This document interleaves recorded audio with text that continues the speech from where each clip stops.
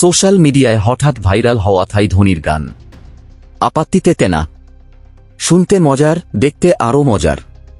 হাজার হাজার মানুষ এই গানের তালে নেচে ভিডিও বানিয়েছে, কিন্তু বেশিরভাগই জানে না এই অদ্ভুত শব্দগুলোর পেছনে আছে এক চমৎকার গল্প। আসলে আংতা পাদেছায় আপত্তিতে তেনা শুধু এলোমেলো শব্দ না, এটি থাইল্যান্ডের প্রাচীন লোকসঙ্গীতের এক ধরনের মন্ত্র বা চ্যান্ট। একসময় বিশ্বাস করা হতো সঠিকভাবে উচ্চারণ করলে এটি প্রেমে আকর্ষণ তৈরি করতে সাহায্য করে।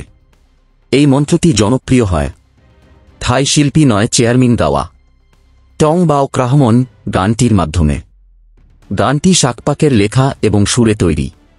এতটাই জনপ্রিয়তা পায় যে নয় চেয়ারমিন থাই সিনেমা দ্য হোলি ম্যান 3 একটি অতিথি চরিত্রে এসে এই মন্ত্রের অংশ আবারও বলেন, কিন্তু আসল ভাইরালিটি শুরু হয় এরপর। মন্ত্রটি অদ্ভুতভাবে ছড়িয়ে পড়ে তামিলনাড়ুতে, কারণ তামিল ভাষায় এই থাই ধ্বনি শুনতে লাগে আন্নান পাথিয়া আপাত্তা কেতিয়া, যার অর্থ দাঁড়ায় তুমি কি বড় ভাইকে দেখেছ, তুমি কি বাবাকে জিজ্ঞেস করেছ।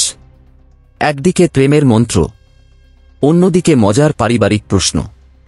এই ধ্বনিগত মিল মানুষকে হাসিতে ভাসিয়ে দেয়, আর মুহূর্তেই একটি স্থানীয় থাই মন্ত্র সোশ্যাল মিডিয়ার মাধ্যমে বিশ্বজুড়ে ভাইরাল হয়ে ওঠে।